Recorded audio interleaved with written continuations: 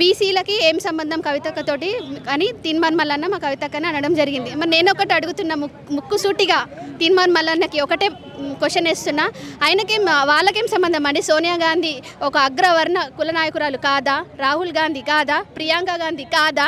వాళ్ళకొక న్యాయం, మా కవితక్కకు ఒక న్యాయమా? ఎవరండి? ఎమ్మెల్సీ కదండి. ఎమ్మెల్సీ ఒక బాధ్యతాయుతమైన పదవిలో ఉండి, ఒక బాధ్యతాయుతమైన ఒక తెలంగాణ వాదిగా కూడా ఆయన ఇలా మహిళల పట్ల దురుసుగా ప్రవర్తించడం చాలా అవమానకరం అండి తెలంగాణకి. బేషరతుగా ఆయన క్షమాపణ చెప్పాలి తెలంగాణ సమాజానికి.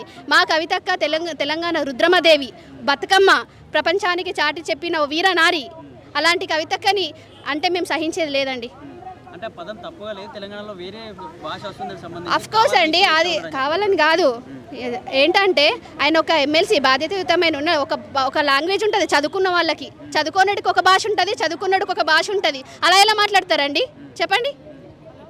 కాబట్టి అని అనలేదని ఏదో ఒకటి మార్చుకుంటే నోరు ఉంది కదా అని ఇష్టం వచ్చినట్టు మాట్లాడితే ఊరుకునేది లేదు. నోరు కంట్రోల్లో పెట్టుకోవాలి. తీన్మార్ మల్లన్న గుర్తుపెట్టుకో, నోరు కంట్రోల్లో పెట్టు.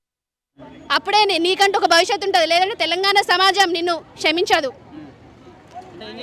మీరే కావాలని వచ్చి దాడి చేసిరు, చంపే ప్రయత్నం చేసిరు, జాగృతి వాళ్ళని చెప్పేసి నిరసన వ్యక్తం చేయడానికి వెళ్ళారు మా జాగృతి శ్రేణులు అంతే. కాకపోతే అక్కడ మహిళల పట్ల గన్మెన్లు దురుసుగా ప్రవర్తించారు. మా సోదరుల వాళ్ళని నెట్టేయడం జరిగింది తెలుసా? అదంతా వీడియో ఫుటేజ్ ఉంది, మీరు అదంతా కేసు అంతా చూస్తున్నారు, పెద్దవాళ్ళు చూస్తున్నారు, అదంతా అవుతుందండి.